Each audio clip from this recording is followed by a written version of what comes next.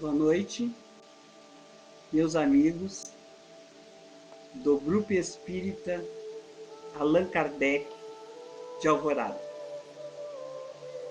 Agradecemos o convite para estarmos aqui nesta noite e rogamos a espiritualidade, rogamos a Jesus para que nos auxilie nesse instante, a fim de que possamos todos refletir sobre esse tema, Jesus e seus discípulos contemporâneos. Sabemos que Jesus foi um homem que dividiu a história entre antes e depois de seu nascimento. Reunia todas as potencialidades em grau superior. Leon Denis nos fala que ele é o governador espiritual do planeta Terra. Joana de Ângeles, o guia espiritual do sistema solar. Na pergunta 625 do Livro dos Espíritos, fala que ele é o modelo e guia da humanidade. Para nós, seus discípulos contemporâneos,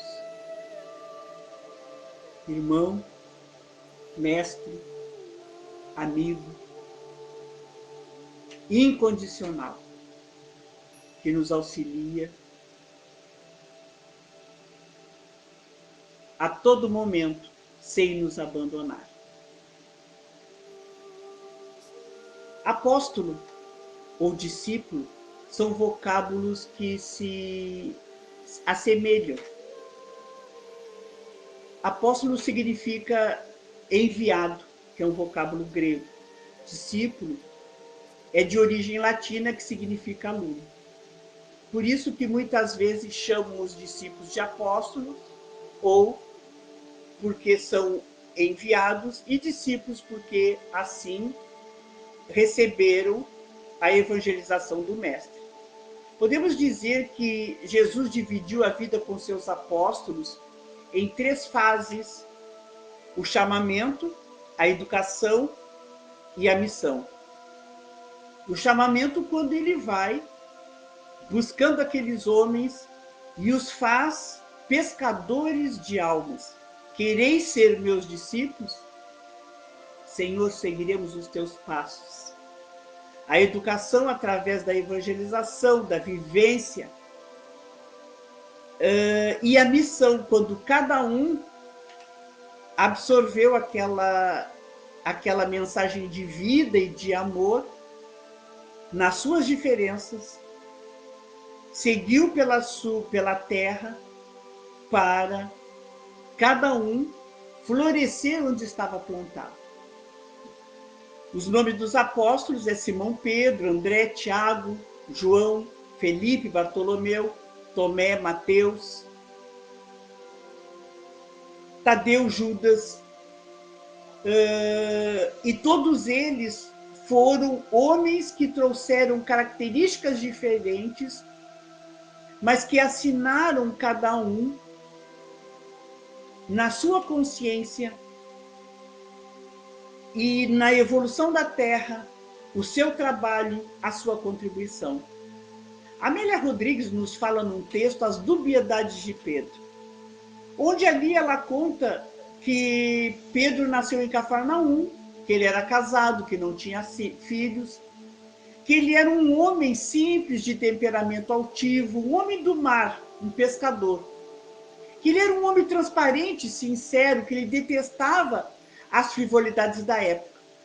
E ele era muito respeitado pela sua forma de ser, de agir.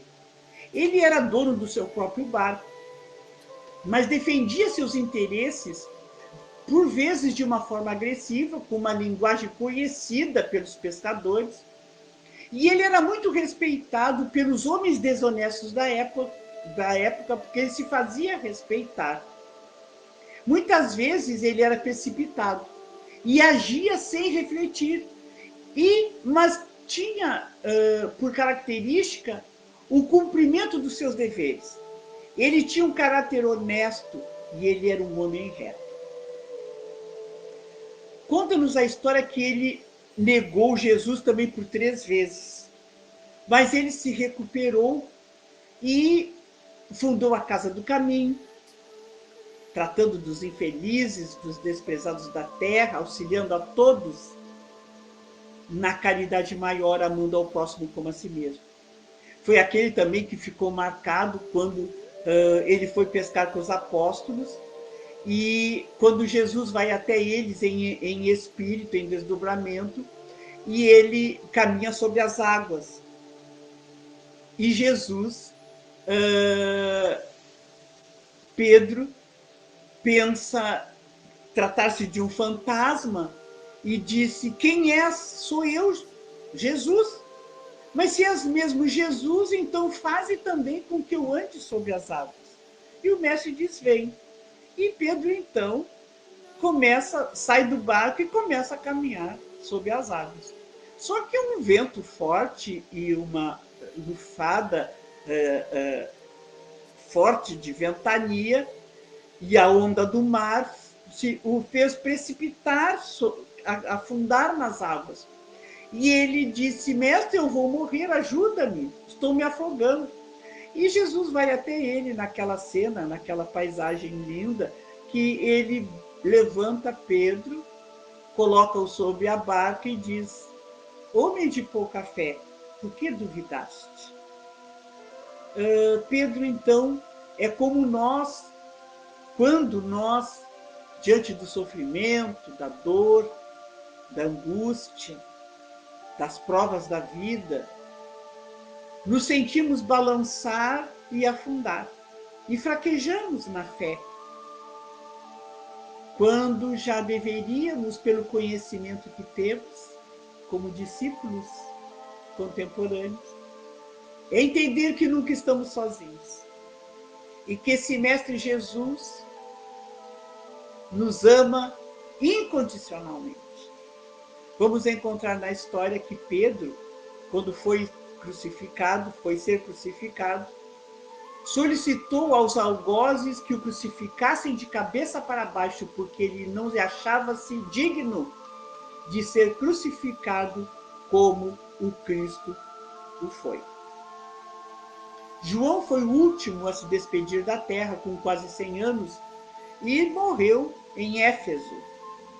João e Tiago, eles eram filhos de Maria, de Salomé, irmã de Maria, aquela que disse que queria que um se sentasse à sua direita e outro à sua esquerda.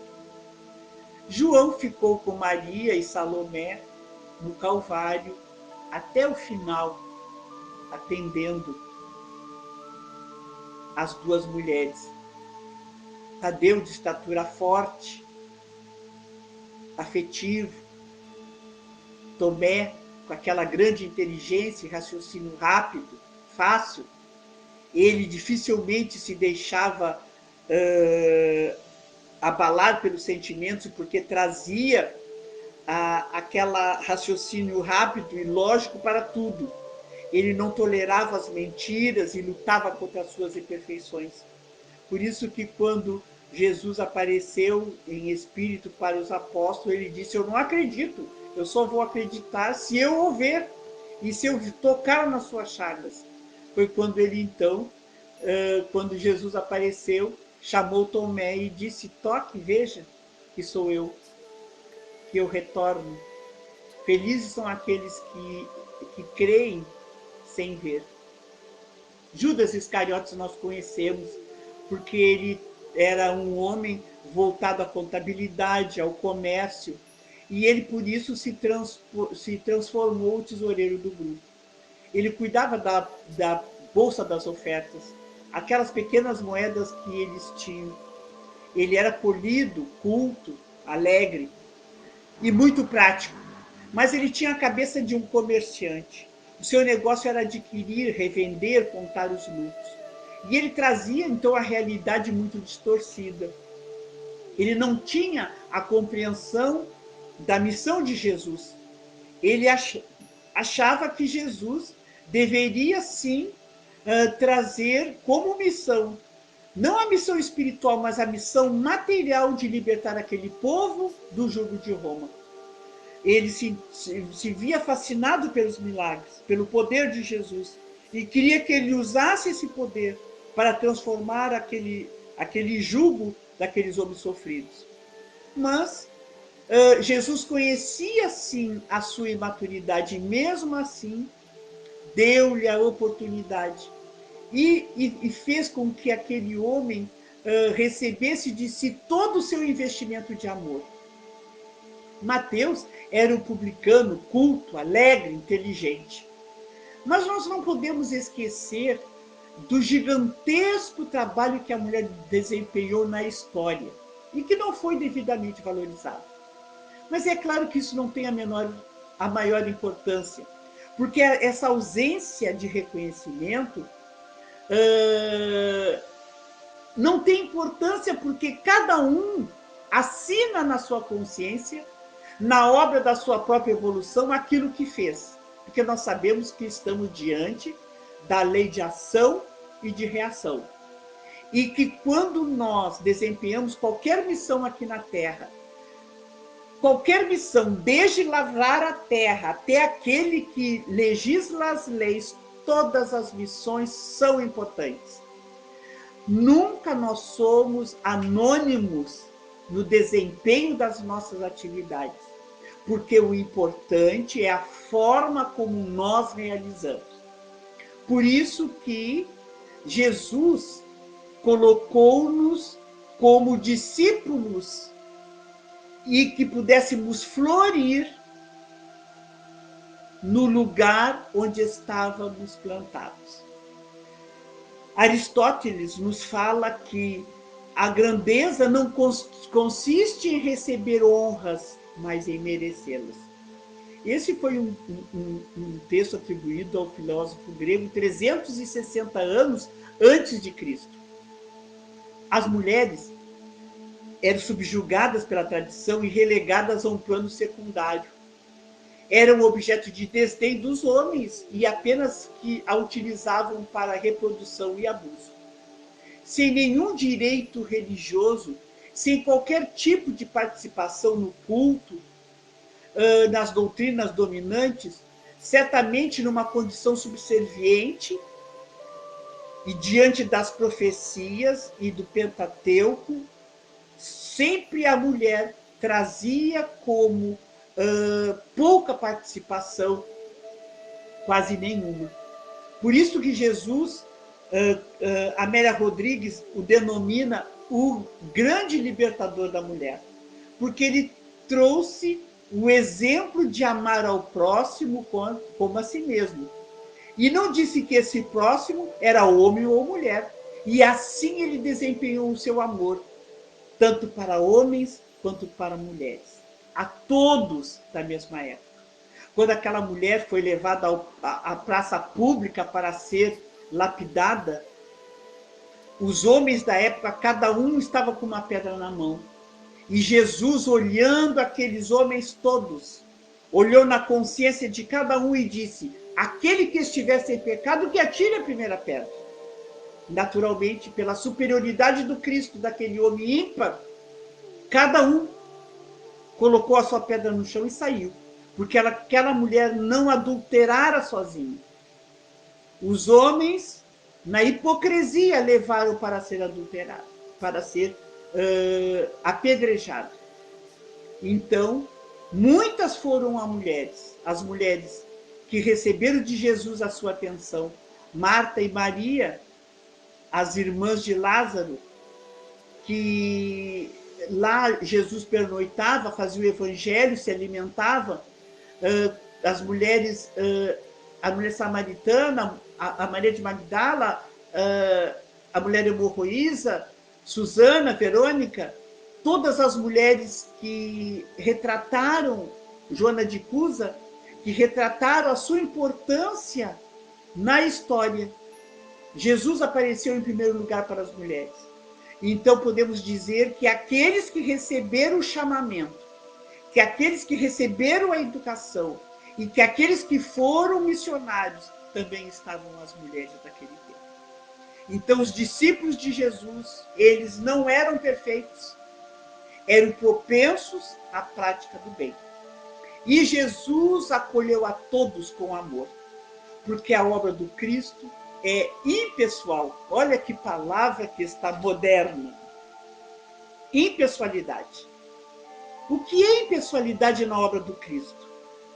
Impessoalidade é agir de modo imparcial perante terceiros, onde nós não podemos beneficiar a uns e causar danos a outras pessoas. Isto é impessoalidade. Impessoalidade é ausentar de preferências, dar preferências a uns em detrimento de outros. Na obra do Cristo, Cristo foi impessoal, porque tratou a todos da mesma forma, inclusive as mulheres, os velhos, os leprosos, todos aqueles que eram detestados na sociedade. E nós, como nós tratamos os homens de nossa época? Porque Jesus disse que os meus discípulos chegarão de toda parte. Nós, de todos os lugares. Passaram-se muitos séculos, os seus embaixadores continuam renascendo de todas as épocas, e todos proclamando a boa nova. Amélia Rodrigues, no Vivendo com Jesus ainda, nos diz que muitos dos ouvintes permanecem loucos, com os sentimentos enregelados nas paixões vergonhosas. Muitos que conhecem Jesus e que se fazem portadores da mensagem do Mestre não vão encontrar receptividade nas mentes, porque nós fazemos parte de um mundo de provas e expiações, onde cada um está numa faixa evolutiva, onde cada um está no lugar onde a sua evolução já o colocou. No livro Consolador, na questão 282 de Emmanuel, diz que o Evangelho é o edifício da redenção das almas. E como tal deveria ser procurada a lição de Jesus. Não para qualquer exposição teórica, porque falar em teoria é muito fácil. Falar um texto de Jesus, ler um texto de Jesus e expor o texto é facílimo, é tranquilo. É ler, é estar alfabetizado, é ler e expor aquilo que leu.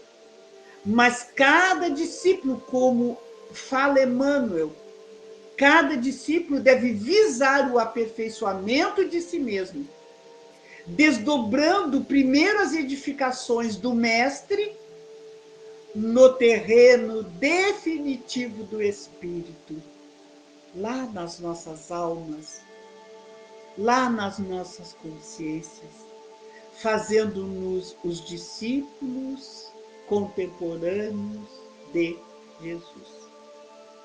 Agora, neste ano que passou de 2020, todos nós ficamos nas nossas casas, com os nossos entes queridos.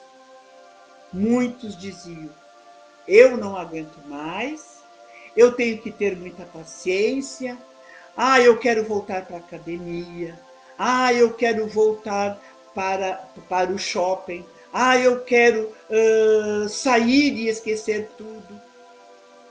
Eu quero voltar para a casa espírita, como se a casa espírita fosse uma fuga para as dificuldades, quando deveria ser o nosso terreno, a nossa oficina de trabalho, para que pudéssemos ali consolidar nas nossas almas o Evangelho de Jesus, no aprendizado, na nossa autotransformação.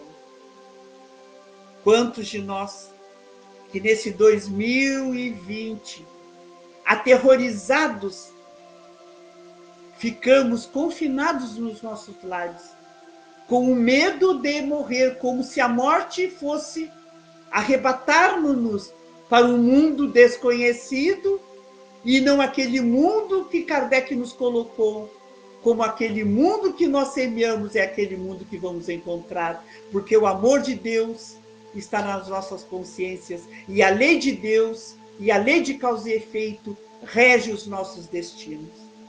Se nós somos os discípulos deste Cristo contemporâneo que somos agora, nós somos aqueles que absorveram Jesus através do Consolador prometido, que é o Espiritismo, que nos diz que Deus é a causa primária de todas as coisas, é o nosso Pai misericordioso e bom.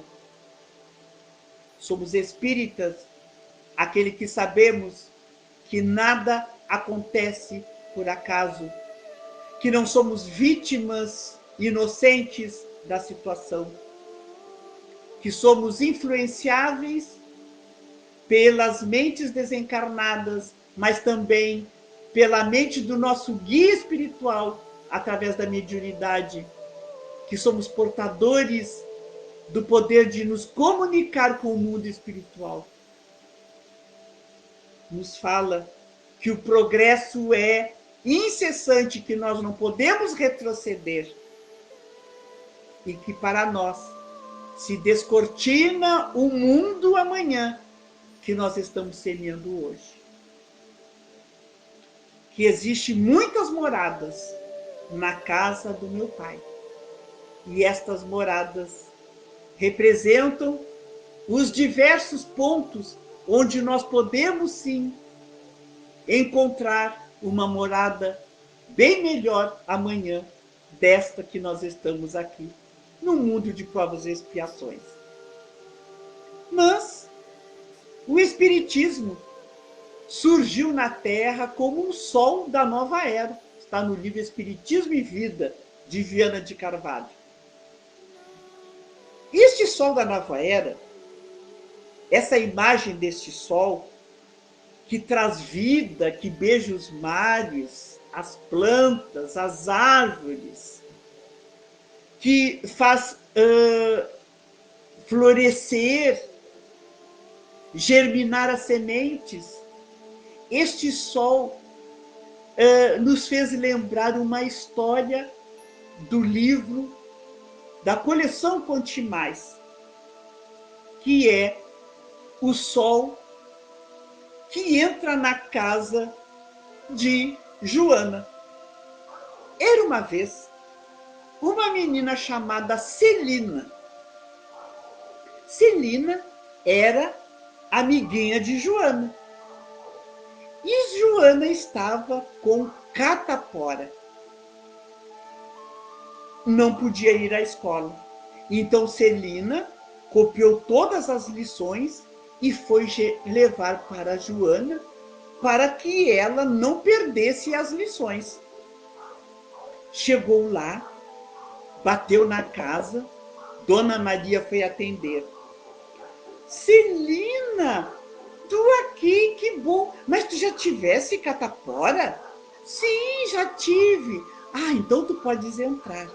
Então, Celina entra com os cadernos, mas quando passa pela sala, beija os dois gêmeos de 2 anos, que eram irmãozinhos de Joana.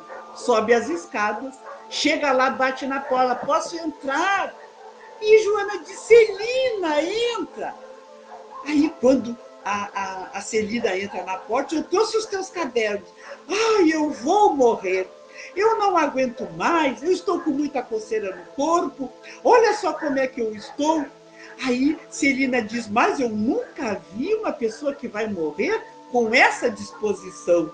E elas riram muito. Celina disse assim, Joana, senta aqui que eu vou arrumar a tua cama, vou sacudir as cobertas e tu vai deitar numa cama bem fresquinha. E assim Joana fez, sentou-se na cadeira, ela sacudiu os lençóis, as cobertas, afofou o travesseiro e disse, agora tu pode deitar. Joana deitou com aquele corpinho cheio de coceira, de bolinhas, e disse, que coisa mais fresquinha, que coisa boa, eu até melhorei. E elas ficaram então conversando, copiando a lição, passou a tarde. Até que Dona Maria entra no quarto com uma bandeja com 2 copos de suco, com com biscoitos, e Celina disse: Dona Maria, que coisa mais boa! Se eu soubesse que ia ter festa aqui, eu teria vindo com o meu vestido mais bonito. Todas riram, todas ficaram felizes. Chegou a hora de Celina ir para casa. Despediu-se da sua amiga, desceu as escadas. Quando ela desceu a escada, ela viu os gêmeos.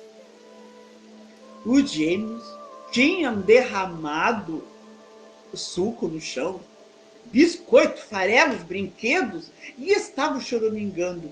Dona Maria, muito atarefada, e ela disse: Não se preocupe, Dona Maria, eu vou dar um jeito.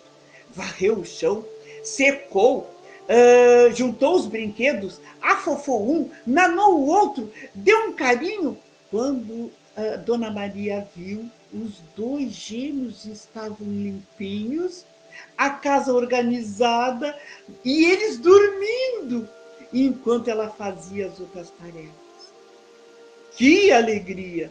Quando Celina foi se despedir, Dona Maria foi até a porta e disse: Celina, muito obrigada. Celina, não é sempre que temos como vizinha um sol, porque na nossa casa hoje entrou um sol de 2 pernas. Muito obrigada, Celina.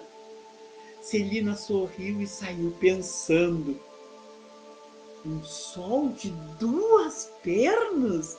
Eu sou um sol de 2 pernas. E ela foi feliz, sorrindo, até chegar em casa. Gostaram da história? Eu espero que sim. Este sol da nova era é Jesus. Na nova proposta espírita, quando o silêncio das sepulturas foi quebrado, onde as vozes do céu ecoaram em toda parte, convidando os homens a uma profunda análise a respeito da vida e do seu sentido psicológico. Então a doutrina espírita, agora, ao seu turno, vem acordar-nos para uma responsabilidade maior, porque sabemos de onde viemos e para onde vamos. Sabemos da realidade das nossas vidas, sabemos por que estamos aqui e que fazemos parte desse Consolador prometido por Jesus e que somos seus discípulos contemporâneos, que não podemos exigir missões grandiosas porque já a temos.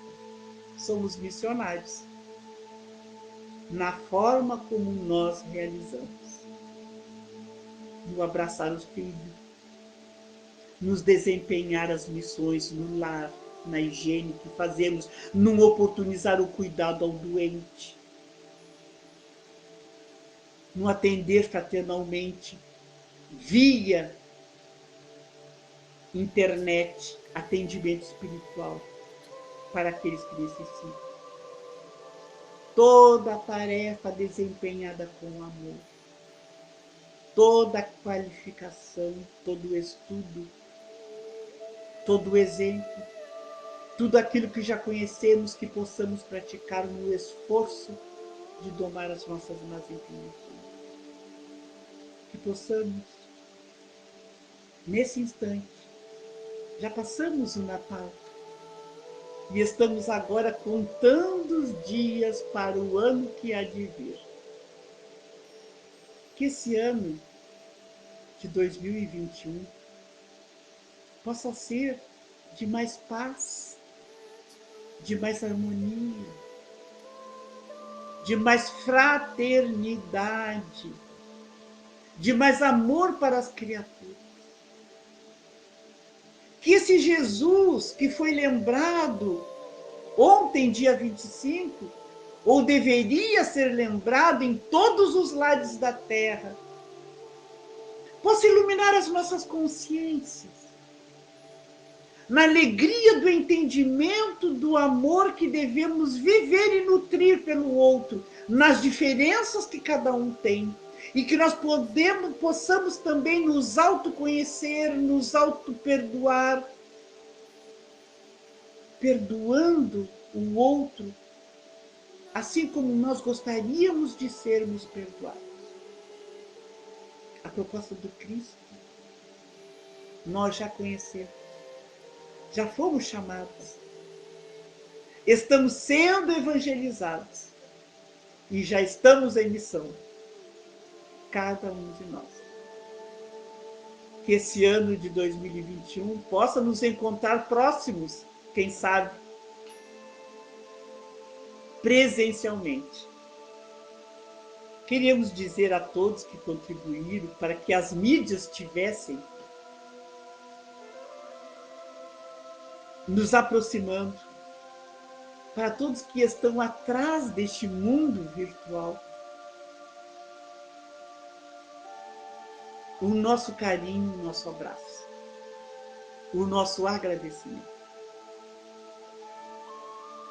A todos os que estão nos ouvindo, que este ano possa nos encontrar a todos com muita esperança, com muita alegria de viver, porque ser denominados discípulos de Jesus é uma honra, porque é Jesus que segue na frente, no leme dessa embarcação chamada Terra. Que a paz de Deus e de Jesus possa permanecer conosco, hoje e sempre. Muito obrigado. E até uma outra vez, se Deus quiser.